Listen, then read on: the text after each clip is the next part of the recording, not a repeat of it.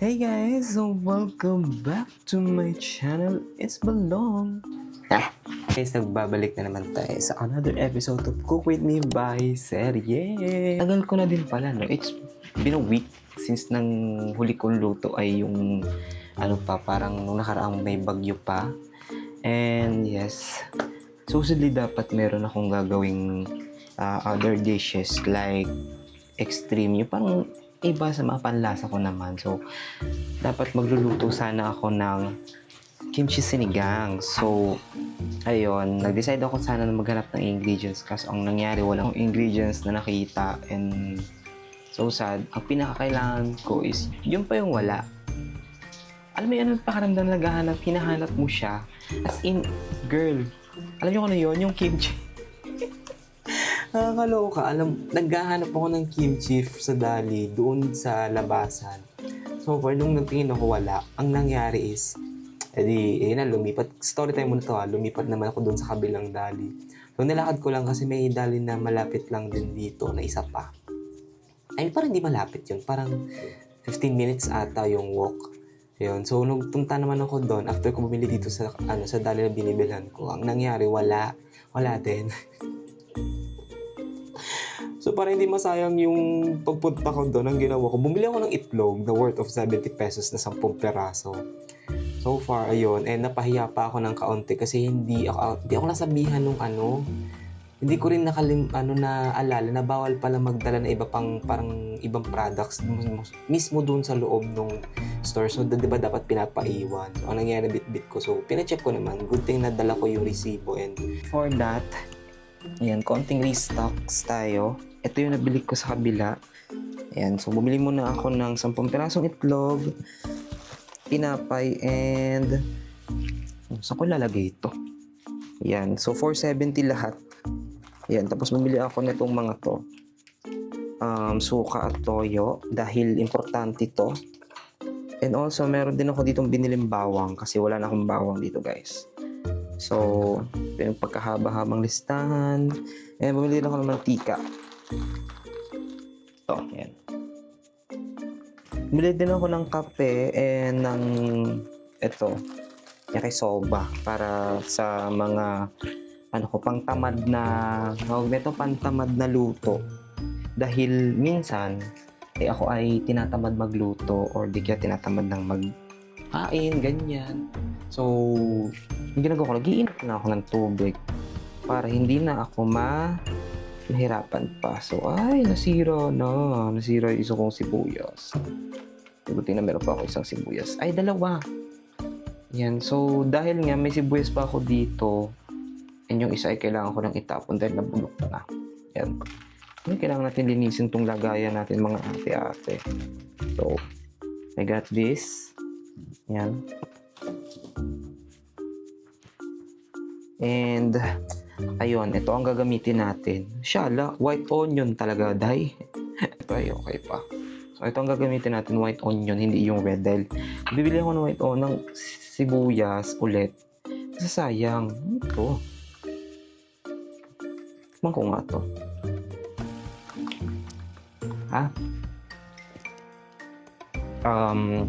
Tawag na ito sampalok. Yan, so, sabi na natin ito. Anyways, ang ingredients natin, nabili ko naman na bili ako ng isang bugkos ng kangkong na worth of 25 pesos. Ang mahal. Pero parang fresh naman siya. Ayan. Yan. 2 piraso ng kamatis. And siling green na hindi soggy. Ayan. So, ito yan siya. Sibuyas. Ayan. So, ito mo diba kala? White onion talaga. Ito ay tatabi muna natin ito doon. Dahil mamaya ayaw ko mag-arrange. So, syempre, hindi naman tayo maglulutuan lang ng walang karne. Bumili din ako ng kasim. Wait lang, nasa baba yun siya. Lagay muna natin yung itlog natin dito, guys. Kasi kailangan natin gamitin to. May dalawa pa akong natirang itlog dito. So, umili ako. Ito ay nabili ko sa kabilang tindahan naman. Yung itlog nila doon is parang 7 pesos and 50 cents. So, parang pag bumili ka ng 7, pag bumili ka ng 5 ata or 8, parang nasa around Naku, nakalimutan ko na. Pero, hindi na. Ayan, so, saan yan siya ilagay? Okay. And that's it.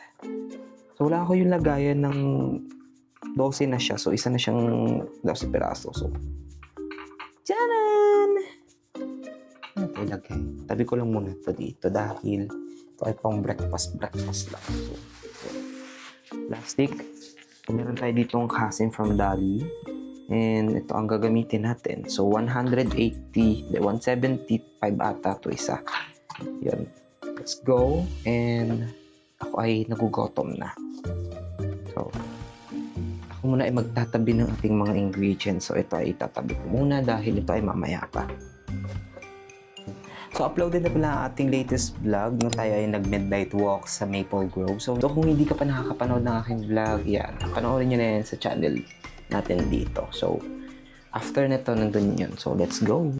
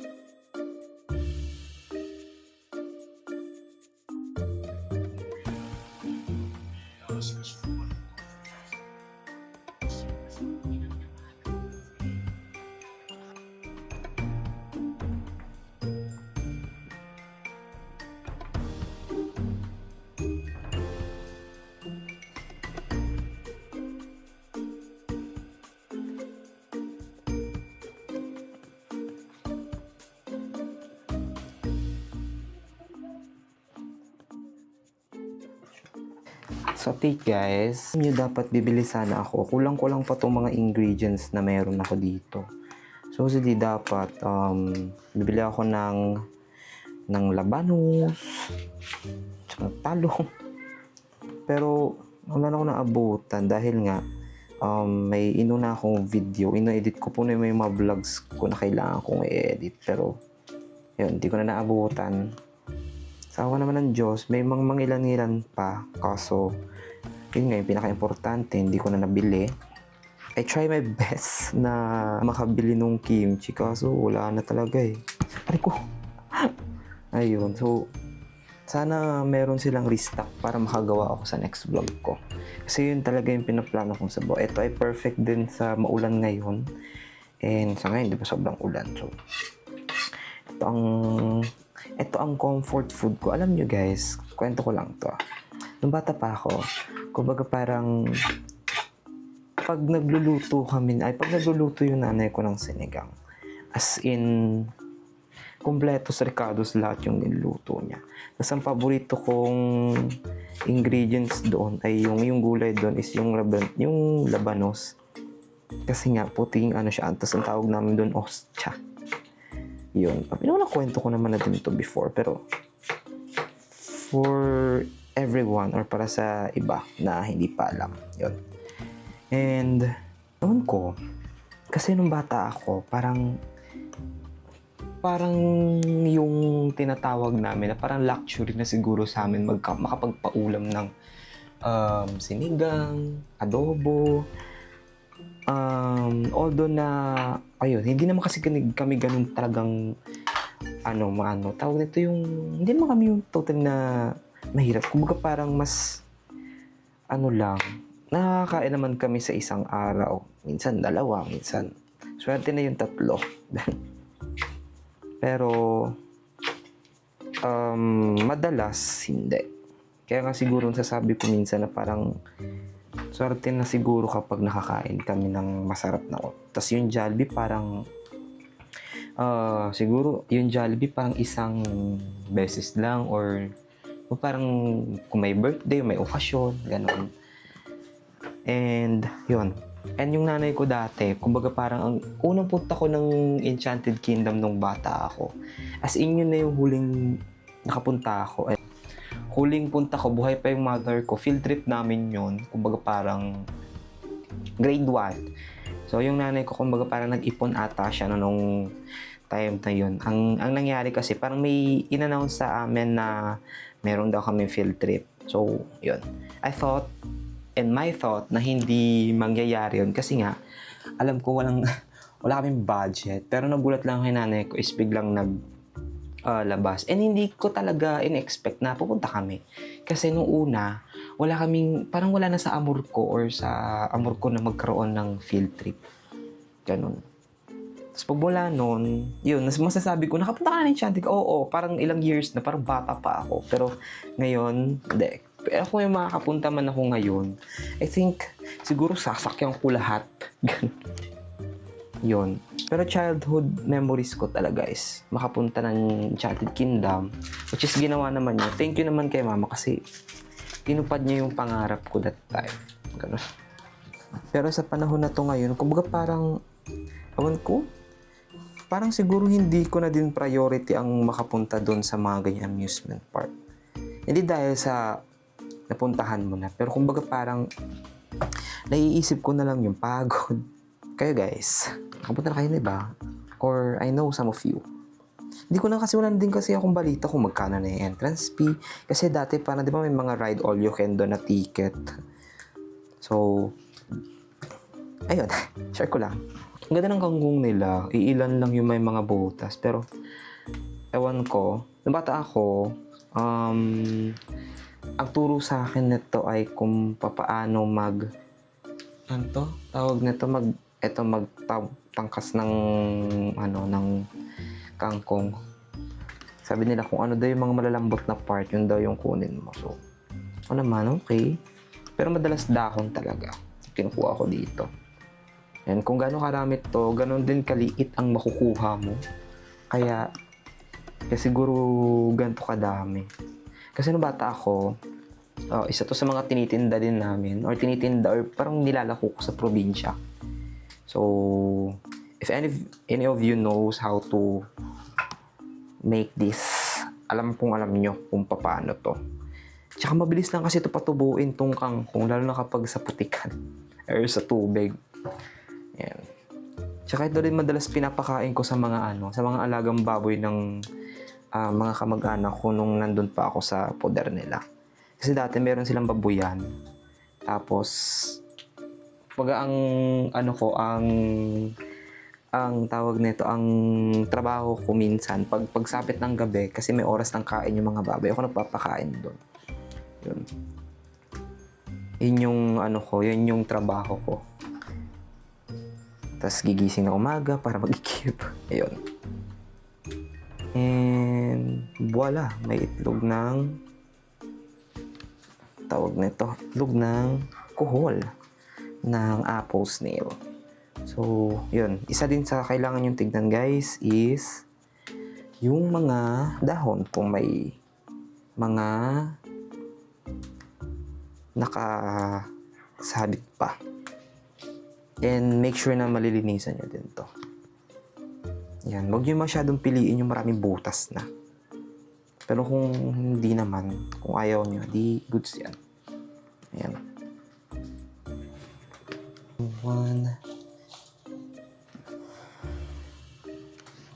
So, that's it guys. Ito na siya.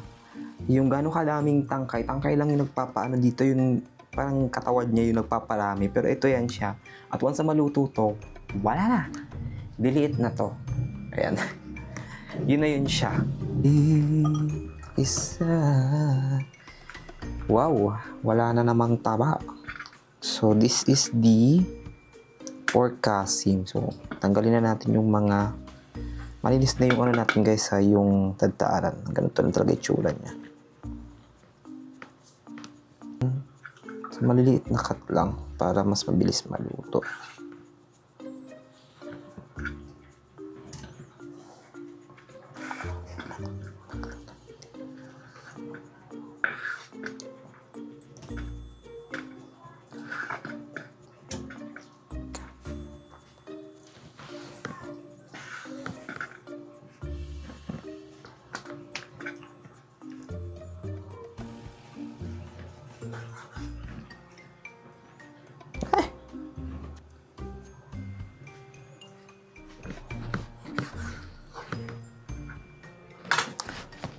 So yan guys, nahiwan na natin, hugasan lahat na, nagawa na natin ang paraan.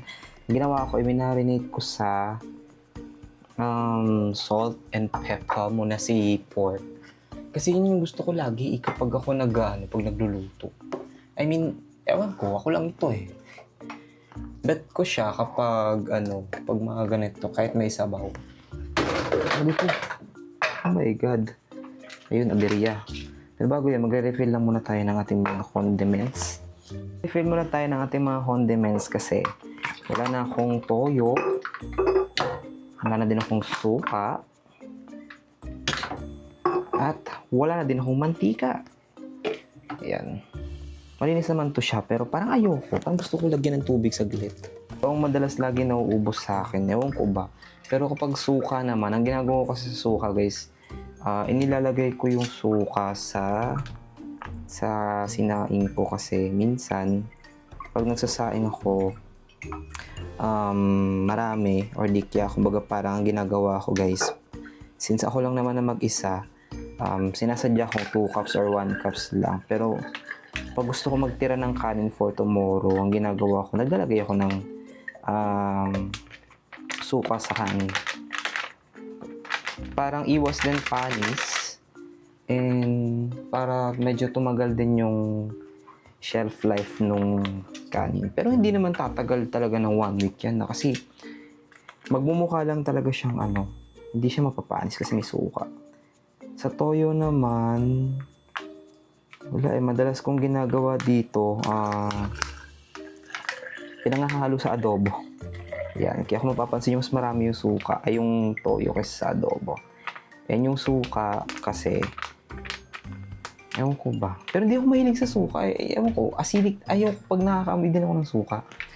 Sumasakit yung sikmura ko. Sa mantika naman guys, obviously, ito ang mas mabilis maubos. Kasi ito ang ginagamit ko ngayong nagpiprito. Pero madalas kasi prito, di kaya pang gisa, na kinakailangan ng mantika. Ayan. Ito siya.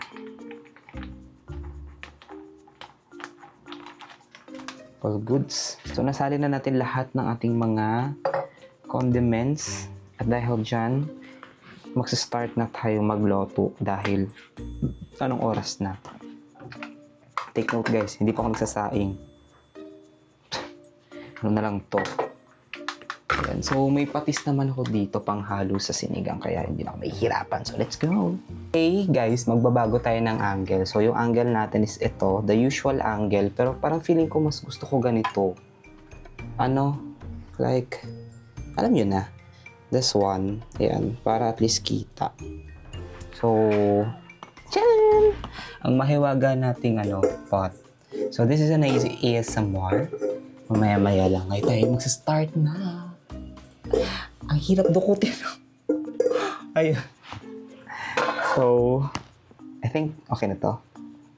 Pero ang baba. Ang baba nyo naman tignan dyan. Ayan. So, let's start with this cooking series. So, ay! Tumatalsik siya. Luto. Una natin ay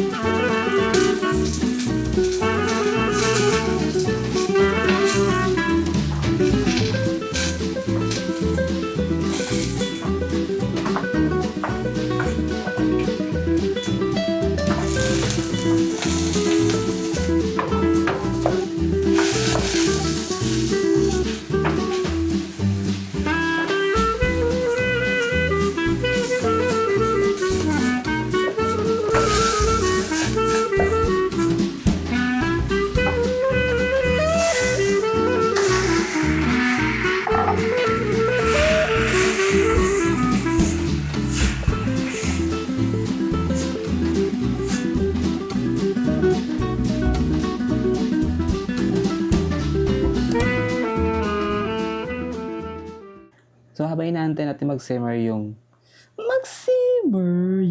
ating niluluto. Kasi kakasalang lang ng sinigang. So magsasaing muna ako guys and babalitaan ko na lang kayo once na fully cook, hindi yung process niya. So yun. I-charge ko lang din for the meantime yung kada dahil 8% na lang.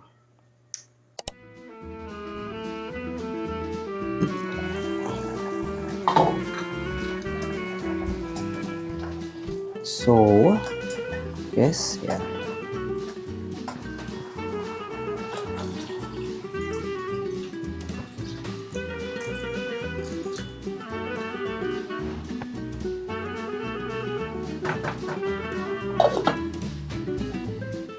Wow!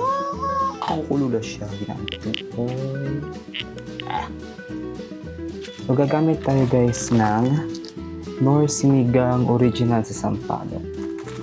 Trusted ko na tong, itong sinigang mix na to ever since nung bata ako. Alam niyo guys, isa sa mga gusto kong matutunang lutuin ay ang sinampalukang manok. Isa sa mga favorite ko na niluluto ni Mother Earth before.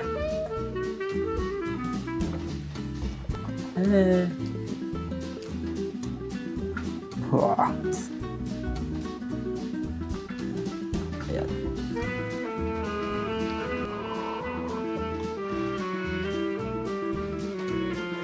Ayun. Nakuha niya. Ang huli natin, ang next natin ay ang ating chili. Ating siling haba. Hindi mo ito masyado maanghang eh. Wala maanghang ito. Ayan. Oh my God. Okay. Ayan. So, nalagyan itong water spinach. Water spinach. And guys, wala nga lang labanos dahil wala ako naabutan. So, I think okay na to siya. Pero we have to wait para sa gulay na wait lang natin ng another minute guys.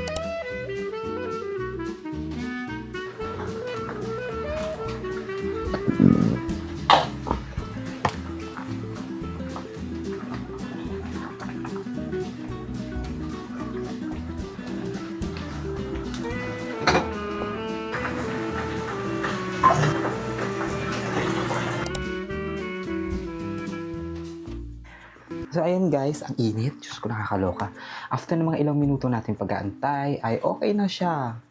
And take note, tama lang pala na dalawa yung na bili kong ceiling green dahil yung anghang niya is light lang. It's not too hotty, parang ganun. Ako ay magsalita. Pero okay na siya guys. So, let's eat. Oh my God, excited na ako. Dahil maulan sa labas and ito ay perfect para sa mga ganitong panahon. Anyways, patayin na natin ito.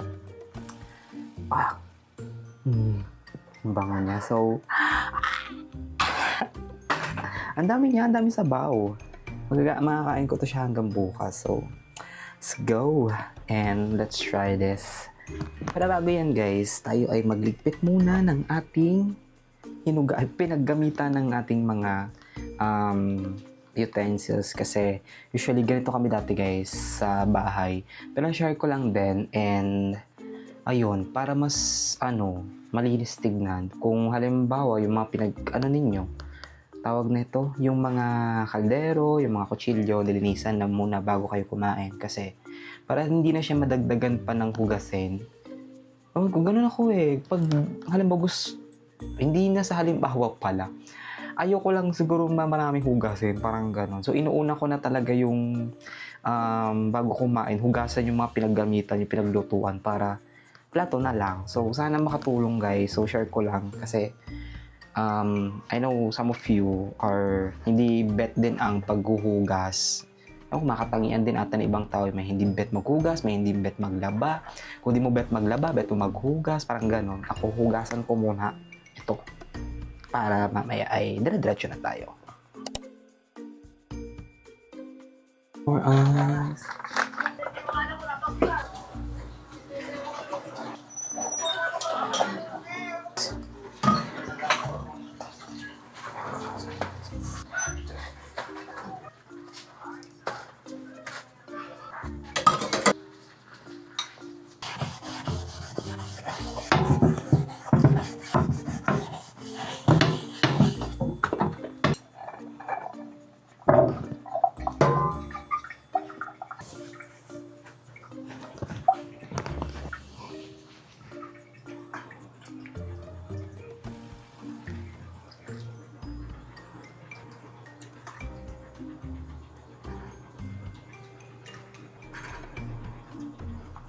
Init.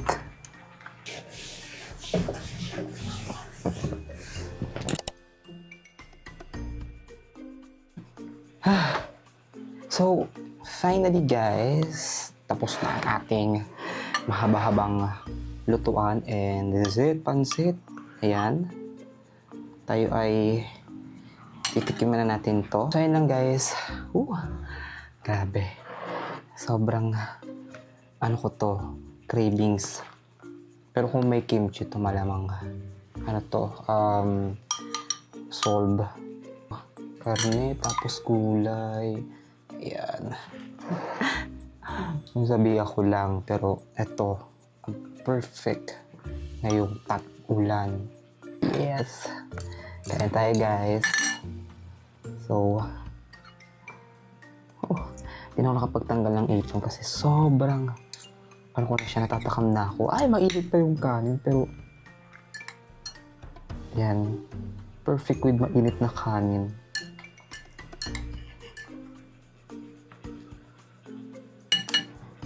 First bite.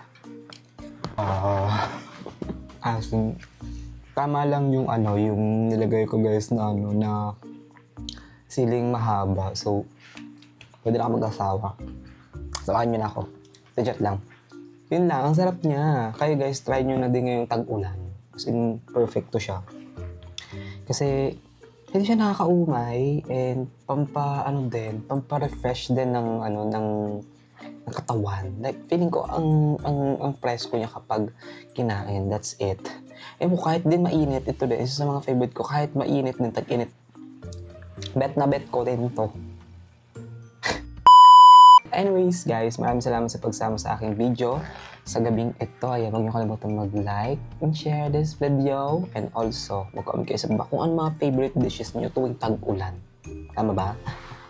Ang comfort food or cravings man yan, you guys, comment yan sa baba. And that's it. Hanggang dito na naman guys, magkita-kita tayo sa susunod na video and maraming salamat sa pagsama sa ating Home Alone Diaries cooking serye. Yes, see you in my next vlog. Bye!